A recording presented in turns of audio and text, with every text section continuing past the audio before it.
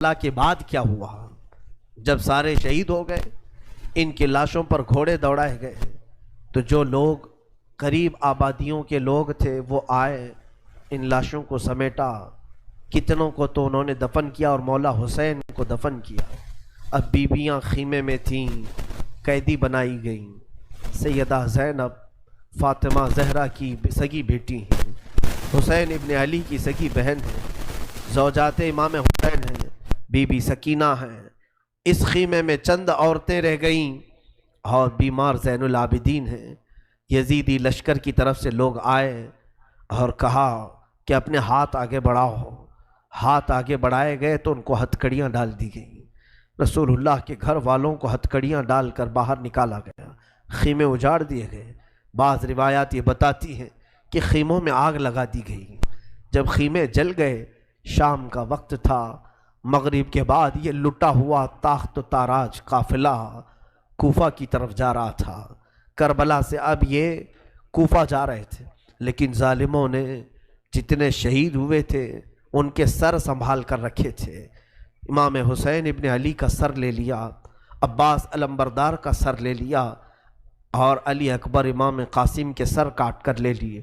سارے سروں کو انہوں نے، اس لیے کہ اس وقت ثبوت پیش کرنے کے لیے سر دکھانے پڑتے تھے کہ ہم نے ان کا قتل کیا ہے۔ اب سروں کو انہوں نے نیزوں میں ڈال دیا اور سروں کو لے کر نیزوں سے چلنے لگے۔ یہ سفر ان کا شروع ہوا، کوفہ کی طرف چلے۔ کیا ہے، ایک بڑی بات مجھے یاد آتی ہے۔ مولا حسین کی ایک کنیز تھی جس کا نام بی بی شیرین بتایا گیا ہے۔ وہ سیدہ فاطمہ زہرا رضی اللہ تعالیٰ عنہ کی بھی خدمت کر چکی ہیں۔ بی بی شیرین، اس کو حضرت امام حسین نے آزاد کر دیا تھا۔ وہ کہتی تھی کہ میں آزاد نہیں ہونا چاہتی ہوں۔ کہا تھا کہ تو بڑھاپے کو پہنچ چکی ہے، تجھے ہم نے آزاد کر دیا۔ اور اس کے بعد مولا حسین نے جب یہ مدینہ طیبہ میں تھے، بی بی شیرین کو کہا تھا کہ تو آزاد ہے، جا۔ بہت سارا مال دیا تھا اور جمع کر کے کہا تھا کہ تو چلی جا، اپنی بقیہ زندگی آرام سے گزار۔ تو کہتی ہے ایک شرط ہے میری، میں اس شرط پر جاؤں گی۔ امام حسین ابن علی نے پوچھا کہ ہم نے تجھے کسی چیز سے روکا نہیں، منع نہیں کیا، کیا چیز تو چاہتی ہے؟ بی بی شیرین نے کہا تھا کہ مولا حسین، بس چاہتی ہوں کہ میں گھر بنا لوں، گھر میں رہوں، ایک بار آپ اپنے قدم رکھ دینا، ہم غریبوں کے گھر پر ایک بار آپ تشریف لے آئیں، میری وہ معراج ہو جائے گی۔ امام حسین نے کہا بس اتنی سی بات، ہم تو غریبوں کے گھر روز جانا پسند کرتے ہیں، ہم روز جانا پسند کریں، جا ٹھیک ہے تیرے گھر ہم آئیں گے۔ اور بی بی شیرین نے کہا نہیں مولا، میری ایک درخواست یہ ہے کہ آپ اپنے خاندان کے ساتھ آئیں گے، اپنے شہزادوں شہزادیوں عورتوں کے ساتھ آئیں گے۔ مولا حسین نے ساری عورتوں سے کہا دیکھو بی بی شیرین کہتی ہے اس کے گھر دعوت ہے، ہم سب آئیں گے۔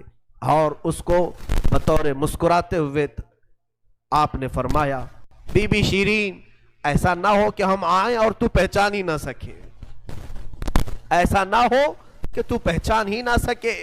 قدموں میں گر گئی، کہا کہ میں آپ کے گھر کی کھائی ہوئی، میں آپ کی پروردہ، کبھی آپ کو نہ پہچانوں، ایسا کیسے ہو سکتا ہے؟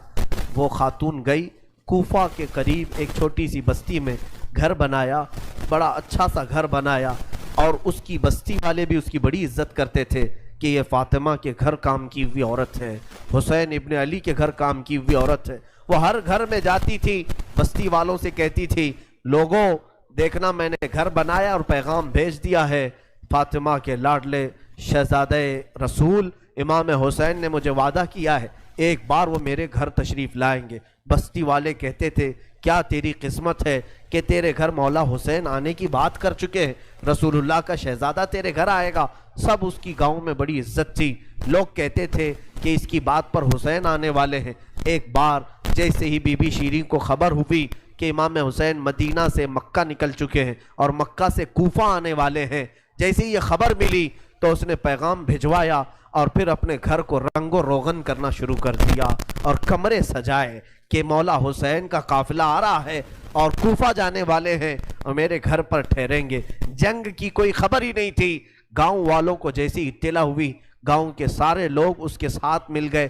پورے گاؤں میں سارے لوگ گھروں کی تیاریاں کر رہے تھے اور سب لوگ روز انتظار کرتے. بی بی شیریں پہاڑ کے ایک چوٹی پر صبح سے شام تک بیٹھتی، ہر آنے جانے والے قافلے والے کو دیکھتی، جو مکہ سے کوفہ کے لیے آ رہا ہے جا رہا ہے دیکھتی، انتظار کرتی. اس میں امام حسین اپنے گھر والوں کے ساتھ آنے والے نہیں آئے.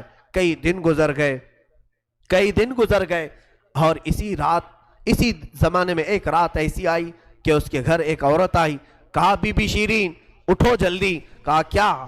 کہ حاکم بصرہ ابن زیاد کا لشکر بہت بڑا لشکر ہے اور وہ لشکر باہر آیا ہوا ہے، تیرا بڑا گھر ہے، وہ چاہتے ہیں کہ آج کی رات تیرے گھر میں گزارے. کہا کون لوگ ہیں، کیوں آئے ہیں؟ کہا سنا ہے کہ ایک باغی نے بغاوت کی تھی اور اس کا سر کچل دیا گیا، اسے مار کر کے اس کا سر لایا گیا ہے اور اسی کو دمشق امیر المومنین یزید کے پاس لے جایا جا رہا ہے. بی بی شیریں نے کہا پتہ نہیں کون سا باغی تھا، کس نے بغاوت کی تھی، کس سے جنگ ہوئی تھی، خبر نہیں ہے. بہرحال اگر حاکم کا قافلہ گھر کے دروازے پر کھڑا ہے تو میں دروازہ کھول دیتی ہوں. دروازہ اس نے کھولا. بہت سارے رات کا وقت ہے، شہزادوں کے سر نیزوں پر لٹکے ہوئے ہیں. حسین ابن علی کا چہرہ دھول میں اٹا ہوا تھا، زلفیں چہرے پر آئی ہوئی تھیں، بیبیاں سب باندی بنا کر لائی گئی تھیں اور سب جکڑی ہوئی تھیں، چہرے ان کے بالوں سے ڈھاکے ہوئے تھے. اس خاتون نے دیکھا اور کہا ہائے ہائے افسوس، قیدی آئے ہیں میرے گھر. مولا حسین کہتے تھے قیدیوں کے ساتھ اچھا سلوک کیا جائے، قیدیوں کے ساتھ اچھا سلوک کیا جائے. اس نے اپنے گھر میں اندر داخل کیا، جو حاکم جو اس کے سپہ سالار تھے ان سب کو اندر بلایا، رات گزارنے کا مقام دیا، جگہ دیا اور یہ بیویوں کو صحن کے باہر ہی چھوڑ دیا گیا، ان کو اندر نہیں لایا گیا.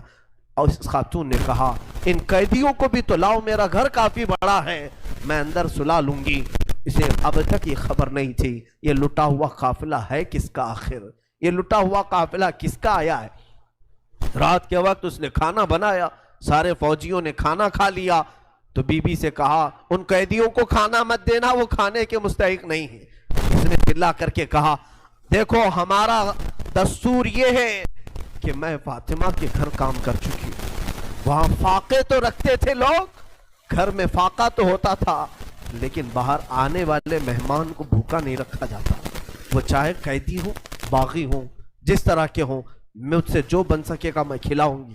اس نے کھانے بنائے اور اس کے بعد لے کر کے آئی اور اس کے بعد کھانا جب سیدہ بی بی زینب کے پاس رکھا تو بی بی زینب نے اپنے دونوں ہاتھ دکھائے جو پیچھے بندھے ہوئے